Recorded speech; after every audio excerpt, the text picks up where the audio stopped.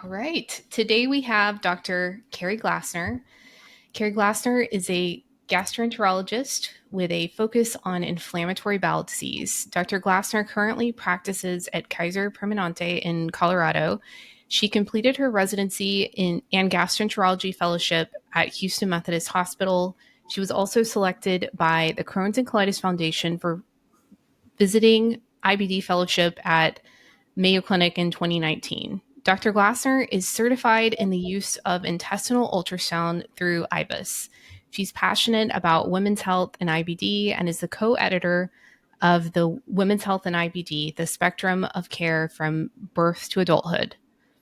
Outside of medicine, she enjoys spending time with her husband, trying new coffee shops, traveling, and exercising. So, welcome to the podcast. Thank you so much for having me. I'm really excited to be here with you guys today. Yeah, I'm really excited to have you and honored to have you too. It's been great for those of you that don't know. I've gotten a chance to work with you. You were my gastroenterologist for several years. So it's certainly been a guest I wanted to have on for a long time. So thanks for being here. Oh, thanks for having me. So I have to know, you mentioned trying coffee shops. What's your favorite coffee shop in Houston? In Houston, actually, it's kind of funny because normally I don't like the chain coffee shops, but there was a Black Rock coffee that was on my near my neighborhood on my way to work, and they have drive-through and everything. So that was my place to go. I would either get an iced vanilla latte or a lavender latte. Those are my two favorites. So yeah, Ooh, lavender. yeah, it's really good. It's not too sweet, and um, yeah, I don't like the things that are super sugary, but that one it's like just a little flavor. It's nice. So, yeah, we wanted to bring you on the podcast really to talk about. I know you wrote the book on women's health and IBD, and all of our team has that book. It's a great book and great resource for us. So, I wanted to talk to you about pregnancy, women's health, and the intersection of IBD. But I guess before we dive into that, I'd love to know, how did you get started in the specialization of IBD? Yeah, so I actually got diagnosed with IBD myself when I was 16. And so kind of going through that in, high school and college, and it just really made me want to learn more and to be able to help other people because I felt kind of isolated going through it. And it is something that people can't see on the outside what you're going through. And I felt kind of private about it. And I just really wanted to be able to learn more and to share that with other people and kind of help them through that process in ways that I thought maybe I could have been helped through that a little bit better. And so that's kind of initially what made me want to go to medical school. And so from the very beginning, I knew that I wanted to be a gastroenterologist. And when I started my residency, like right away, I wanted to get involved in research in IBD. So I met with Dr. Bincy Abraham in Houston when I was an intern and got involved with some research projects, and we became pretty close, and I ended up staying on there for fellowship and then as faculty. So this is really like what I wanted to do since I was 16 years old. And I feel like at least I really try to have that perspective as both the patient and the physician for seeing things from both sides and doing my best to kind of, I feel like, better empathize maybe with people who other physicians may not understand exactly what they're going through. It's kind of interesting. I would ask the other fellows, and be like, well, have you ever drank a bowel prep before? Have you ever tasted this? Do you really know what it is that they're going through? Like, especially when people are in the hospital and they're sick, or they're already sick outpatient with diarrhea, and then you're making them drink this disgusting, prep. Do you really know what it is to go through that? And most of them haven't, right? Because unless you're sick, you're not going to get a colonoscopy until you're 45. So we're giving all these recommendations, and many of us as gastroenterologists have never done it ourselves, so we don't really have that empathy to know how we can help guide people through that, and for ways to like troubleshoot, right? Like when you've done a prep yourself, like you can kind of be like, oh yeah, like maybe we can do this instead, or this was helpful for me. So yeah, long story short, that's what made me want to go into gastroenterology and kind of subspecialize in IBD. Wow. So I've known you for years, and I've never asked you that question, but always wondered and had no idea that you had IBD too. Yeah, I think it's not something that I usually talk about because I really like when I'm with my patients, I want it to be more about them and less about like me. But I think without like specifically saying that, like I try and use like things that I've gone through to help people. Hopefully, like that's what I try to do to help them, better understand things and empathize and little tips and tricks from things that I've gone through myself. So yeah. Wow, and I didn't realize from age 16. That's a long time. Yeah. Yeah. Wow, that's really neat that you were diagnosed and then it became your focus. And what, if you can remember back, what was the original research that you started on or that you first started getting into?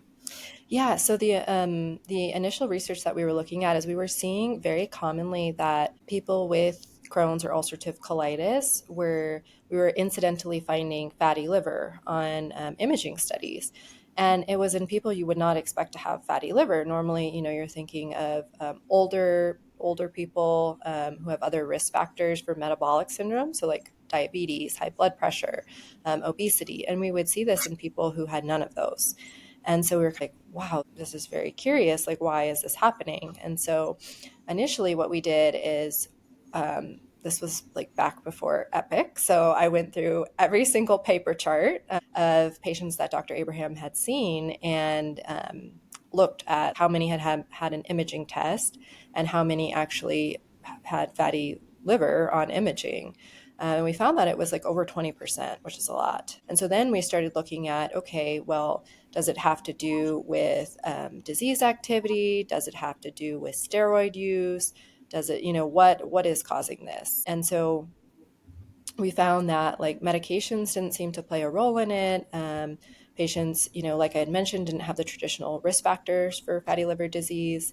And steroids were a little bit hard to quantify because, kind of keeping track of that over somebody's lifetime if they weren't followed like for their whole course of disease at Methodist, it was hard to kind of know exactly how much steroids they'd been on. So that was a little bit difficult to kind of separate out. But where we were kind of heading, and then COVID happened, was we were going to look actually at the microbiome to see if that was playing a role, because that was our thought process, was that potentially some type of shifts in the microbiome may be helping to predispose people to get fatty liver disease without these traditional risk factors. And then we actually had funding and everything for this study, but unfortunately COVID happened and kind of complicated everything. So questions to be answered still in that area, but that's the initial research that I started doing when I was an intern.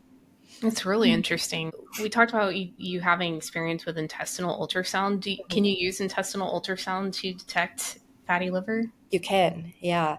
And so that's another project that we were looking at kind of starting up is everybody who gets an intestinal ultrasound, which will obviously be um, more of our patients than would be getting, a CT scan or whatnot, because we're doing it, at most clinic visits. And so that way we could also look to see if there is fatty liver and kind of get a better idea of our overall population and how that may change throughout the disease course too. So, did you have any like theories or guesses as to why fatty liver was popping up in IBD, more IBD patients? Yeah, our thought process was that it had something to do with changes in the microbiome, in the gut microbiome, where some of those shifts were predisposing people to get fatty liver disease. Because we've seen in fatty liver patients with fatty liver disease that there's an increased risk for SIBO, or small bowel intestinal overgrowth syndrome. So that was our thought process. And we were actually going to do testing for SIBO. So we were going to take patients who had fatty liver and did not have IBD, patients who had IBD and then only and no fatty liver, and then patients who had fatty liver and IBD, and do stool microbiome testing and breath testing for SIBO and control, use the other two arms as a control, the fatty liver only patients and then the IBD only patients, and see what the difference was with the IBD patients who also had fatty liver disease. Um, but that unfortunately hasn't been completed because things got delayed with COVID. Hmm. Wow, that's interesting. I didn't know about the SIBO connection to fatty Mhm. liver. Yeah. Yep.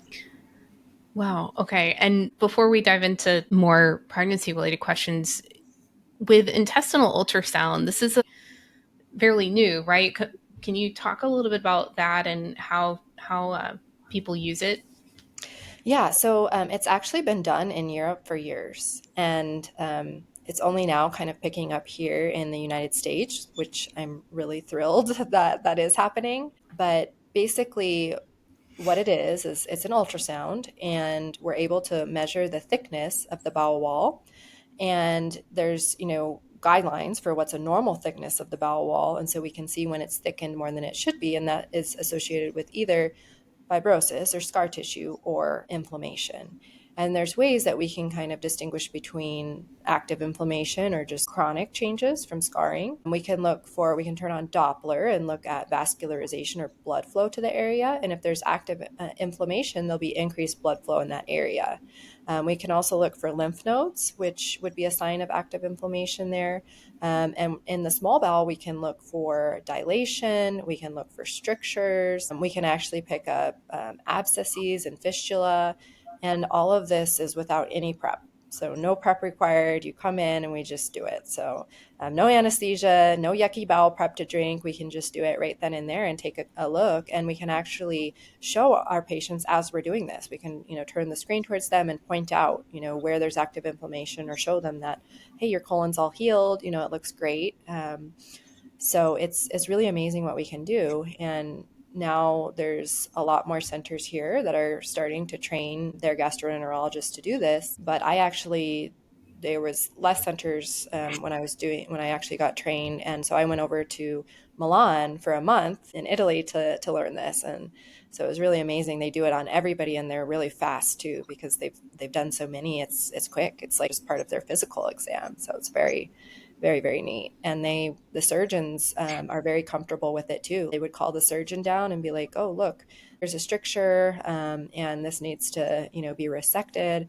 And the surgeon would go off that. He wouldn't request any additional T or, MRI or anything like that. So they feel very comfortable with it as well. Wow. How do you determine like who's a good candidate for using that versus like using a colonoscopy? Mhm. Yeah, so this is not going to completely replace colonoscopy, because once you're 8 years out from your disease diagnosis, if you have colonic involvement, you are at an increased risk for colon cancer. And so that's the reason for surveillance colonoscopies, where we look for any dysplasia or early precancerous changes. And that has to be done like every 1 to 3 years, depending upon whether or not there's inflammation. So intestinal ultrasound cannot pick up dysplasia. We can't, biopsy with it. We can't remove polyps with it. So, for those purposes, for actual surveillance for colon cancer, we still need the colonoscopy to be done. But in between, like let's say we're starting a new therapy and somebody has been on it for 8 weeks, and we do one at baseline, when they're flaring, and we are first going to start the therapy. So we have a baseline.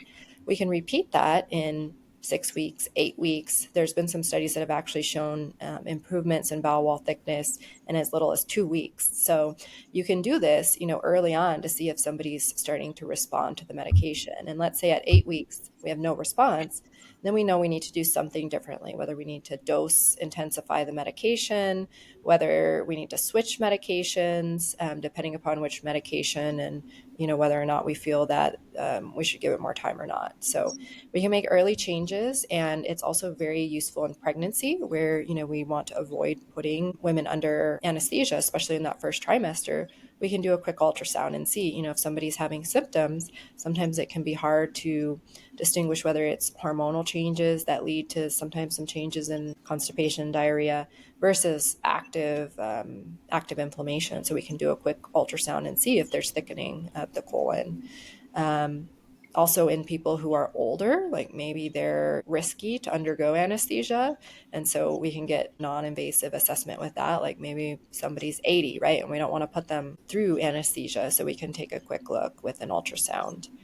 So a lot of different ways we can use it, but I see it more as like a tool that we can use in between colonoscopies, potentially when people are early on, like when they're not 8 years out, that we can do it instead of a colonoscopy. But once you're 8 years out, you still need to have that colonoscopy for surveillance purposes. And sometimes we find in some people that, we can't see everything that we want to see with an ultrasound. And then in that case, we may need to do a colonoscopy. Yeah, that's really good to hear.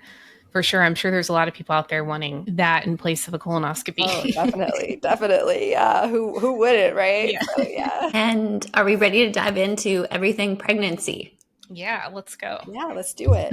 All right. So, Kerri, this is something that whenever we have a quick mention of it on our social media, lots of people have questions about it. So, we do have lots of questions for you, of course. Yeah. But I think one of the big ones would be, what would you tell someone with IBD who wants to get pregnant? I would tell them first thing, talk with your gastroenterologist about it. I know sometimes it seems like, well, this is my own private, decision. Like, why do I need to tell anybody about it? But the most important thing you can do is talk to your gastroenterologist about it, because so many times I've seen people not do that and maybe get other recommendations to stop their therapies during pregnancy. And that's really the worst thing you can do, because we have a lot of studies now that show that one of the most important predictors of how you're going to do during pregnancy is where you're at the time of conception. So we really want you in remission at the time of conception, and outcomes are much better for both mom and baby. So, for example, some of the studies have shown that with active disease at the time of conception, there's an increased risk for miscarriage, and then for preterm birth, and baby being born small for their gestational age. So, and then also just flares for mom during pregnancy. And, ideally, we want to try and avoid steroids, and especially in the first trimester, because we've seen maybe a possible risk, slightly increased risk for cleft palate. So we try to stay away from steroids in the first trimester, especially if possible. And we have the piano registry, which was a huge registry done of almost 1,500 mothers who were on different biologics, or a combination of a biologic and an immunomodulator like azathioprine or 6-MP. And it showed that there was no adverse effects to babies, and they followed them out up to 12 months, and they're actually now following them up to age 18. And they didn't see any increased risk for congenital malformations. They met all their milestones appropriately. Actually, in fact, the study wasn't powered to look at this, but the babies born to moms on biologics actually did better, meeting a couple of their milestones. So that was a little bit interesting. But yes, so there's very few medications that actually need to be stopped during pregnancy. Methotrexate, obviously, that's one that you don't want to take during pregnancy. And then our small molecule, so Rinvoq, Xeljanz, Zeposia, and etrasimod, or Velsipity is the other name for it. Those are the ones that we don't have enough pregnancy data for, or we know, like with methotrexate, that they're harmful for pregnancy. But really, all the other like actual biologics, so those ones I just mentioned are small molecules, but the biologics have all been shown to be safe during pregnancy. That's really great to hear for all listeners listening who are on medications like that. So it sounds like with what you said there too, someone who is in a flare, they could have more adverse side effects if they become pregnant.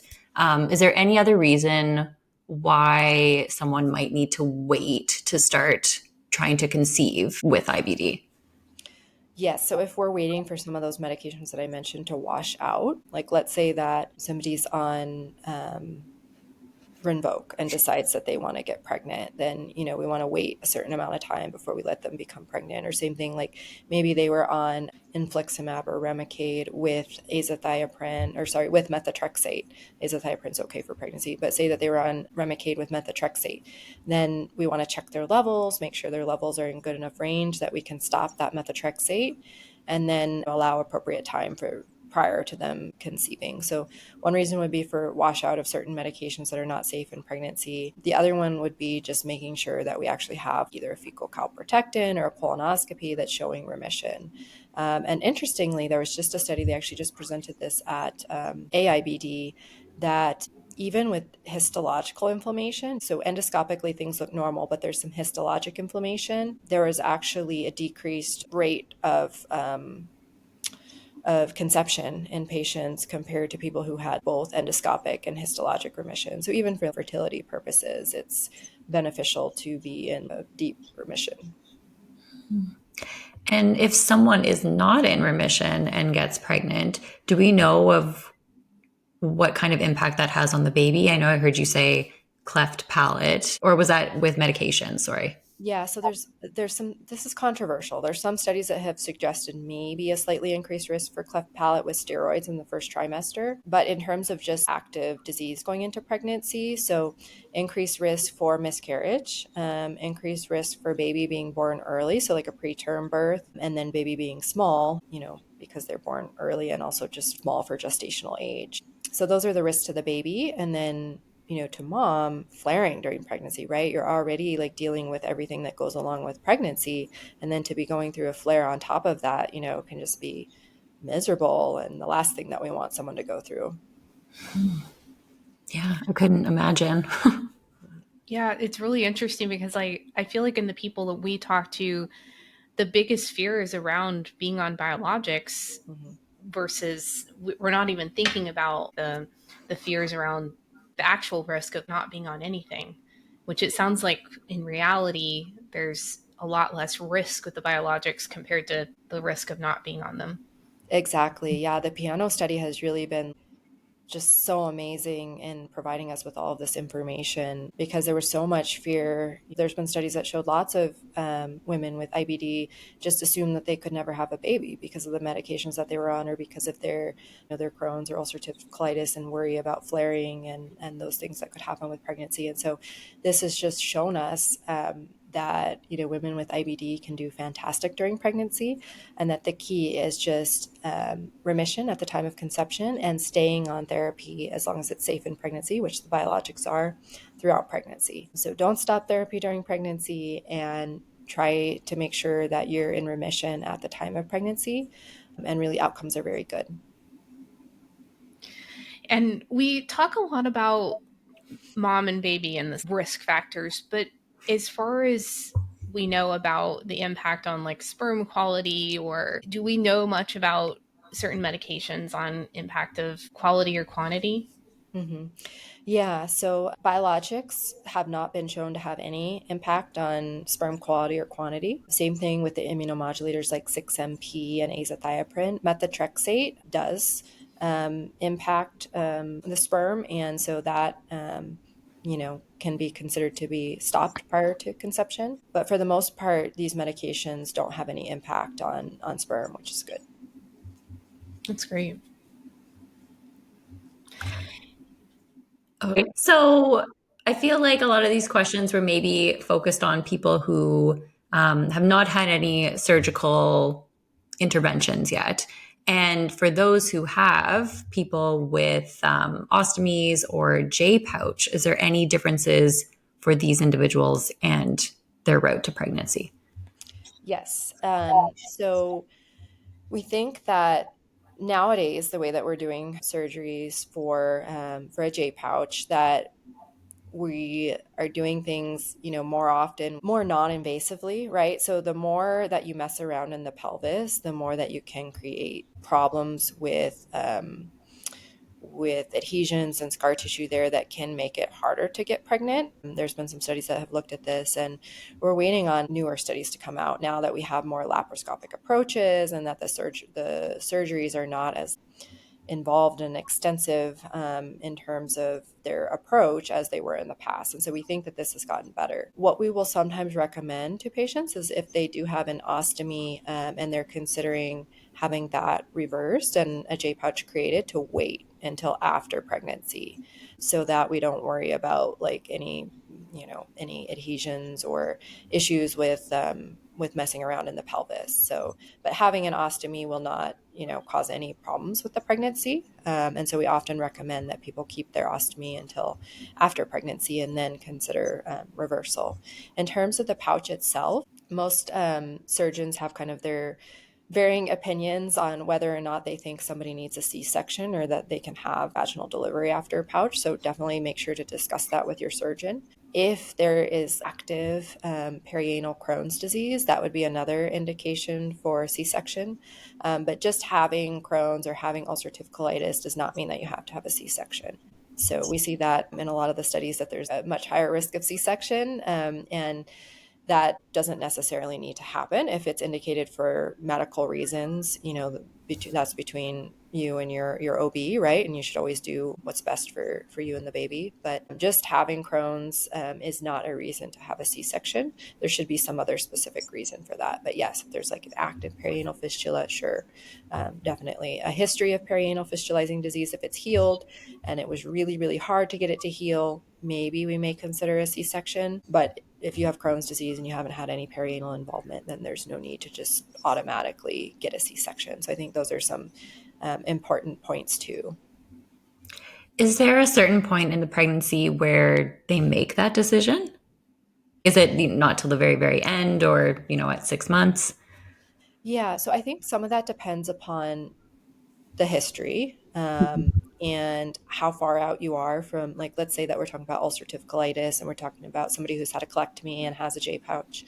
And that would depend upon, I think, how far out you are from your surgery, what all went on with the surgery, if there were any complications, and then discussing that to make sure that your surgeon has, kind of talks with your OB about any potential risks they feel from like a vaginal delivery with having a J pouch. But just because you have a J pouch doesn't automatically mean that you have to have a C-section. Then other case by case things, it could be something that's decided much earlier. Like, let's say somebody has had really aggressive perianal Crohn's involvement, and despite having the rest of the colon in remission, maybe they still have a fistula there.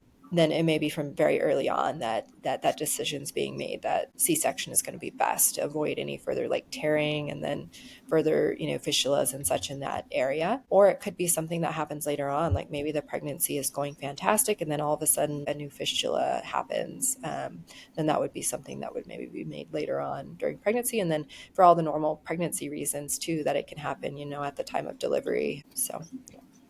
Okay. So we talked about kind of one procedure with surgeries and people's experiences there. What about the next procedure, which everybody, I think, with IBD has had, colonoscopies? Does that happen a lot in pregnancy, or how do we approach colonoscopies in pregnancies? Definitely. Yeah. So we try to avoid it. There are times where it's necessary. So first trimester, we really want to avoid it because that's when all the fetal development is happening, right? And so it's that first trimester is the highest risk to have any type of developmental anomalies occur. So same thing with like medications are riskiest in that first trimester. So we really try to avoid anesthesia. If somebody is flaring in that first trimester, if you have access to intestinal ultrasound, that would be a great tool to use. Fecal calprotectin is something else that can be used that's non-invasive. And then once somebody's in the second trimester, if we really need to do a scope, usually what we'll do is a flexible sigmoidoscopy. That's a very limited scope where we just go in a little ways, and sometimes that can be done without sedation to minimize risks to the baby. And typically it's not, as uncomfortable as a full colonoscopy where we're really insufflating the colon with CO2 or air to be able to distend the walls to see really well. And that's what actually causes discomfort, is that distension of the colon. So when we're only going in a little ways, we don't have to do that. We don't have to, like, sometimes when you're going in with the scope, you're creating loops with the scope, and that can be a little bit uncomfortable too. But we don't need to do that with just a flexible sigmoidoscopy. And that would be to just take a quick look, get biopsies if we're concerned about, maybe we think there could be something else going on, like CMV infection, cytomegalovirus, which can happen with active inflammation and with, steroid and biologic use. So sometimes there are specific reasons that we may do a scope, but we try and do just a limited scope and sometimes without sedation. So you mentioned CMV infection. Can you tell us what that is? Yeah, so CMV, it's cytomegalovirus, and it's a virus that sometimes we'll see on biopsies of the colon. It is associated with causing inflammation and ulcers in the colon, and it's associated with immunosuppression. So if someone's been on high doses of steroids for a prolonged period of time, it's less often that we see it when people are on like biologics, because usually, if they're on a biologic, we hope at least that their disease is, well controlled. But you can see it in like transplant patients. So it's something that we see more often with immunosuppression, in particular steroids or transplant medications. And that is something that we would need to treat in addition to, if there was, like, let's just say ulcerative colitis. If we saw active inflammation, then not only are we treating the ulcerative colitis, but we also need to treat the CMV. And that's something that we can only determine with biopsies. And so that would be a reason for flexible sigmoidoscopy. So if someone wants to do intestinal ultrasound or they're pregnant, will they have to travel typically for that? Like, or are there more and more people that are starting to do it? There's more and more people that are starting to do it, but depending upon where they're located, they may need to travel. When I was in Houston, I had a couple patients reach out to me from Austin that actually specifically came down to have an ultrasound. They were getting their care in Austin, but they specifically came down to get an ultrasound done. So it is getting out there that, certain centers offer this, and you know, that is an option. Yeah, is there a place people can go to find places like that, or like a directory? I think I want to say that they are listing it on. So there's something called IU Scan, and that's the U.S. group for ultrasound. So IBIS, the one that I got certified through, is the European group for ultrasound, but there's IU Scan, and that one is the U.S. group. And I believe on the website they're starting to list. I know they've been working on it because they were just getting the website up, but they're starting to work on listing the names of the gastroenterologists and their locations who are certified in ultrasound and intestinal ultrasound. So I don't know how many they have on there yet, but it is a work in process that there'll be somewhere where patients can reference, oh, these people do intestinal ultrasound. Oh, that's great. That's certainly exciting to be Mm-hmm. able to have a resource like that. Yeah. So we had someone else on where we talked about the nutrition side and different nutrients, but what are some nutrients or lab markers that you are more likely to check, during preconception or during the pregnancy stages? What are those labs that you go to and run? Mm-hmm. Yeah. So, really all like the nutritional labs I'm checking. So I'm checking vitamin B12, I'm checking vitamin D, I'm checking zinc, I'm checking folic acid, which is important during pregnancy. It's rare that we find people who are actually folate deficient in the US because most things are fortified with folic acid, but sometimes I see it. So we'll check that and obviously make sure that people are on a prenatal vitamin that has folic acid in it. And then I also typically will check vitamin A. I think those are the big ones that I check. Is that common for gastroenterologists to check nutrients, or do you find it's not as common as you would hope? So I think it's probably not checked as much as it should be. I think some of that can be due to concern about patients getting charges for some of these things, depending, because it's very hard for a gastroenterologist to know with all the different insurances. It's impossible for us to know whether or not your plan is going to cover these things or not. Even if we code it under, all the appropriate diagnoses, some insurances are still going to reject it. And so sometimes patients get upset because they're like, well, you ordered this test and I got billed for it, but it's Mm, just we're in such a tough place with insurances and yeah. knowing whether or not people are going to get charged. One person it may go through just fine, another person it may get charged. So I think that is some of it. I think some of it is lack of knowledge of like the risks for a lot of these nutritional deficiencies, especially like, for example, in patients who have Crohn's disease and it's affecting the small bowel. There's things to think about. I forgot to mention I would check ferritin and TIBC, the iron stores for sure, because it's common already in pregnancy to be iron deficient. So I would definitely check those versus like really severe colonic disease with lots of diarrhea, right? Then we're thinking about different things, zinc deficiency and such. So I think a lot of it is just maybe lack of knowledge about that. And then some of it I think has to do with concerns about patients getting bills for these things.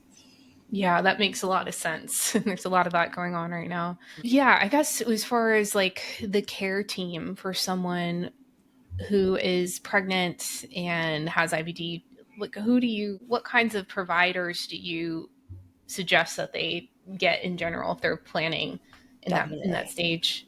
That's a great question. Yeah. So we have that IBD pregnancy pathway actually, which is an excellent reference. If you just go online and you type in IBD pregnancy pathway, they've created like this whole pregnancy pathway. I think it was the AGA that created this, and it has all of these recommendations that I'm talking about today on there.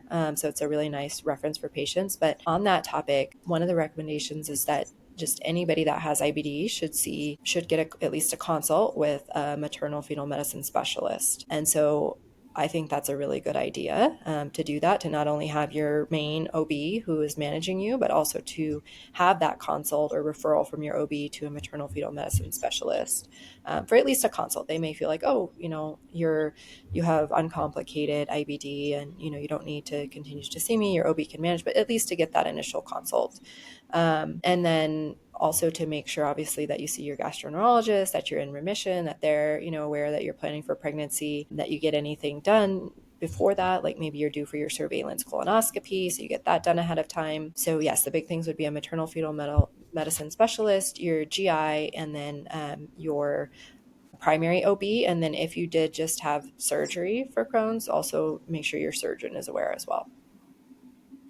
Yeah, I hadn't heard of, you said it was maternal fetal specialist? Yeah, it's called MFM is the abbreviation. So yes, anybody who has IBD and is pregnant should have a consult with a maternal fetal medicine specialist. Wow, how interesting. Is that a common specialty or there are few of those? So it's not uncommon. Most centers are going to have, at least one maternal fetal medicine specialist. Within Houston in the medical center, there's multiple, and it's just a subspecialty. So like after people do OB, there's maternal fetal medicine fellowship that you can do after that to become specialized in that. So yes, it's a subspecialty of OB. Yeah, how interesting. I wonder how many of those are in Canada. I've never heard any of my friends that have had babies talk about them yet, but not to say that they're not out there. Yeah, that's a good question. Hmm. Yeah, so really any high risk pregnancy would be referred to maternal fetal medicine specialist. So I'm sure that there are some in Canada because, for example, let's say someone gets diagnosed with cancer during pregnancy, or, God forbid, or anything that's going to be high risk. Or for example, somebody's had preeclampsia with prior pregnancies, that would be referred to a maternal fetal medicine specialist. So anything that there's more risk for the pregnancy, that is referred to maternal fetal medicine. We have to look that up now, Kerri. Yeah, definitely. Just for curiosity's sake, yeah. Yeah. Now, you mentioned too the piano study earlier, and I believe that stands for Pregnancy in IBD and Neonatal Outcomes. Yes. And that's, for those listening to, that is something that you can also go and Google piano study and you can look at the results. So you did a great overview of it, Kerri. I just wanted to make sure we chatted about that too in the podcast, that it is something you can look at. And something I'm looking at right now on my screen that shows the participant demographics, like people with IBD who had Crohn's or UC. And it also gives you a breakdown of all the medications that we're on and their outcomes. So I just wanted to highlight that too. And we'll probably link that in the show notes, but it's great to see that they are actively taking studies around that because it is so important. Definitely, yeah. It's amazing what they've done. So thankful for the gastroenterologist that led that study.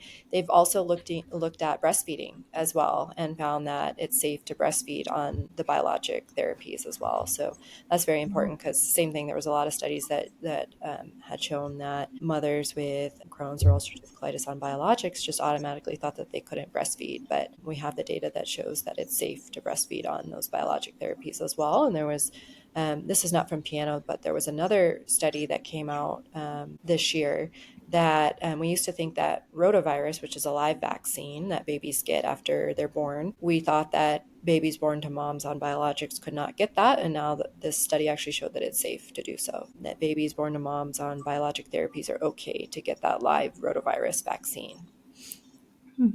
And then I guess this is maybe further in advance too. Once someone with IBD gives birth and they're on biologics, is there a change to the baby's vaccines that they get?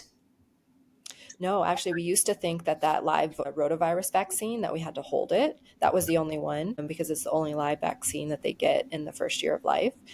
So we used to think that we had to hold that initial one, but we found now that we don't. They can get all their vaccines normally. and mom can continue to breastfeed them. So it's great news. One less thing to have to worry about. So yeah, the one thing that we have seen is that babies born to moms on biologic therapies, that they are, if they're put like right away into daycare, that there is a slightly increased risk for babies to be picking up like different infections. So that's one thing to think about, like, which sometimes you may not have any other option, but at least, it's great to know that information about what to look out for. Seems like my friends' kids are sick all the time anyway. I know. I was gonna say,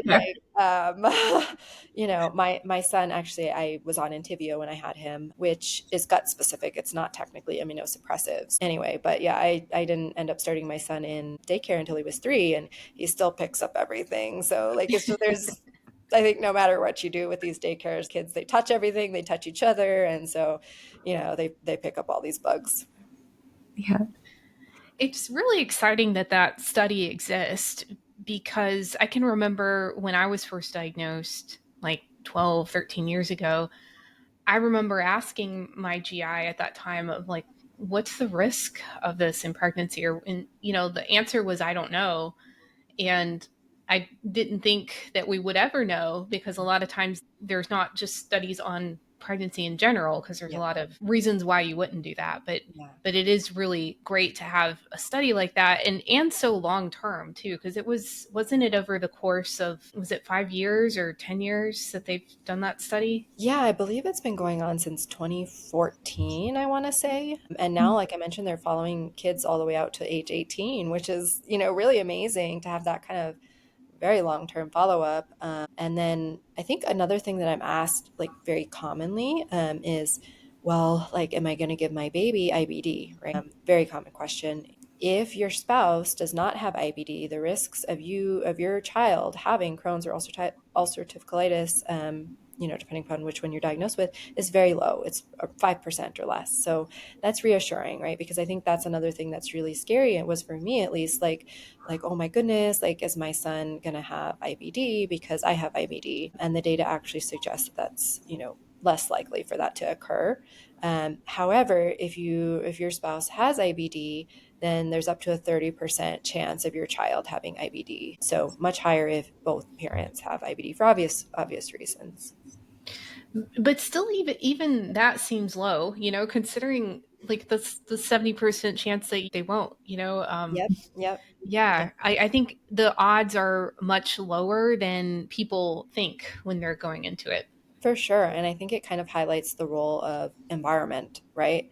That it's not genetics alone, that there's environmental triggers that contribute to this. And so this is another common question I get. Well, what can I do to help decrease that risk for my child? And what do I do for my own son, right? So we know the gut microbiome is very important, and we think that especially very young, that any effects on that gut microbiome have bigger impacts basically. So try to avoid unnecessary antibiotics. If your child needs antibiotics, don't withhold them, right? Like if they have strep throat or something, they need antibiotics, like, yes, give them the antibiotics. But if it's, you know, the common cough, cold, that's probably viral, don't just demand antibiotics, right? Because that actually kills off the good gut bacteria.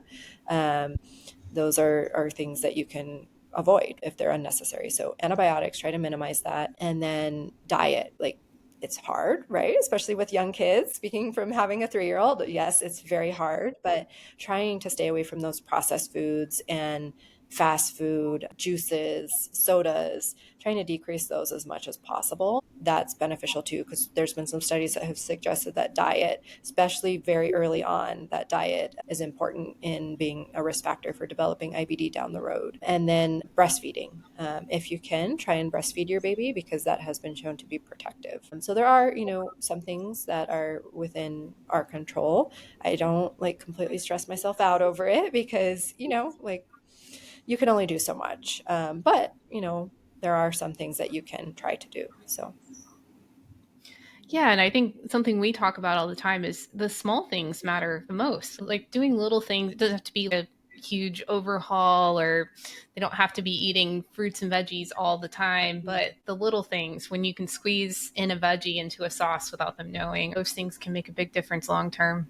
yep, definitely. Yep. Yeah, is there any other questions that you get asked all the time that you're able to kind of change a common misconception with when you're able to like fully explain it? Mm-hmm. Yeah, I think the three big ones around pregnancy are that you actually can get pregnant and have, a safe, healthy pregnancy. So that's number one. And we talk about like what we can do to help someone do that. So that's number one. Number two is what we just talked about. Is my baby gonna have, Crohn's or ulcerative colitis? So that's another common one that I answer. And then medications during pregnancy. I think that's the third one that there's even still some of my patients will come to me saying that their OB told them to stop their therapy. And I, immediately get on the phone and try and reach out to be like, no, no, here's the data that suggests that actually that's the worst thing that you can do, that they need to stay on their therapy during pregnancy to have the best outcomes. I think another one that this one like really bugs me, and some of my patients know that I like get very irritated about this, because infusion centers requiring pregnancy tests, right? Any medication that they're going to infuse for IBD is safe because those are all biologics that are being infused. And some infusion centers are still requiring this pregnancy test. And all it does is scare my patients, because they're like, well, wait, we talked about that this is safe in pregnancy. Like, why are they making me do a pregnancy test? And so that one I've tried to get that changed. I've called infusion centers, spoken to managers, and tried to get that taken away, and I'm still seeing it happen sometimes. And so that's a frustrating one because it's completely unnecessary. You don't need a pregnancy test to be infused, Remicade or any of the Remicade biosimilars or Entyvio or, Skyrizi or Stelara. None of these need a pregnancy test. So, yeah. Yeah, I could see that being really, really scary if all of a Yeah. sudden you're, Yeah, yeah, we've it's, talked about it, and we've specifically chosen this I medication because know. it's safe in pregnancy. And then this infusion center is, saying, oh, no, no. So yeah, it's something I've tried to like advocate about, but I'm still seeing that has not 100% gone away. So you can always decline this pregnancy test, right? If you've talked with your GI and you know that it's safe during pregnancy. So we'll just educate here that it's unnecessary. Yeah. What's one thing that you're maybe excited about in the IBD space, or something that's new and up and coming? Is there anything that is getting you excited about new things we're learning? Definitely. Yeah, there's some drugs in clinical trials right now that actually specifically target fibrosis. And that's amazing, right? Because we haven't had anything for fibrosis, with fibrotic strictures in Crohn's. The thought has always been, or, all we've had is surgery, right? When it gets to a point where we can't dilate it anymore with like balloons or anything endoscopically, that surgery is required. But now there's some medications and trials right now that actually work, or are supposed to work for fibrosis. So that would be amazing to have that as an option to preserve bowel, right? And even, for example, with ulcerative colitis, we've seen that over time, inflammation and then scarring or fibrosis can occur in the rectum and change rectal compliance and lead to, symptoms from that as well. Like even when there's not active inflammation, that there's still urgency or issues with incontinence. So maybe down the road, this could help with that fibrosis of the rectal wall as well. Like there's just so many things so many doors that this could open up. So that's something I'm really excited about. Also, I'm obviously really excited about intestinal ultrasound and how that will hopefully change management for a lot of patients and really optimize management, allow us to make earlier decisions and catch things earlier. Those are probably the two things that I'm like most excited about right now. Those are really exciting wins, I feel like, for the future of IBD. And I didn't know about the fibrotic strictures. Are those the like scar tissue strictures, or Exactly. yeah? Yeah, those are strictures that happen from inflammation. And we don't know why, like with Crohn's, some people have just inflammatory Crohn's and it never forms strictures or fistula. And why some people from inflammation that it turns into scar tissue or fibrosis and forms those fibrotic strictures. That's something that we definitely need more information on. Why does that happen in some people and not in others? And then to be able to actually reverse it, I mean, would just be That amazing. would be amazing. Yeah, so many times I've told someone like, oh, your imaging study shows that there's no active inflammation. This is all scar tissue, and we don't have any medications that treat that. But if I can then say, oh, we do have medications that treat that, it's just, that would be really wonderful. What's the difference between like scar tissue stricture and like a pseudo polyp? hmm Yeah, so a pseudopolyp is like a protruding lesion from the colon that we think results from prior inflammation. A lot of times when there was really severe inflammation, and they're protruding lesions, so it can, or a protruding kind of growth, so it can look like um, a real polyp, right? So that's where the difficulty can lie in, like, they have a classic look, but when there's a lot of them, it can be hard to like tell if there's a true polyp hiding in there somewhere. And again, we don't know why some people get those and other people don't. And the pseudopolyp itself does not have any precancerous potential. It's just that it makes it harder to surveil for true polyps that could be hiding among those pseudopolyps. Whereas fibrosis is actually in the wall, like instead of projecting in the inside of the lumen, like out from the mucosa, the fibrosis is actually in the wall of the small bowel or of the colon. So it's not inside the middle. It's not projecting outside into the lumen or the inside of the colon. Wow. And so the medications that target the stricture, are those available already, or they're just in clinical trials? Clinical trials. Mhm. Okay. That's That's just so interesting. cool. Yeah, it's so amazing what people come up with. Just in the past 2 to 3 years, we've had how many new medications come out. Like, it's just such an exciting time for patients with IBD that we have all these new options.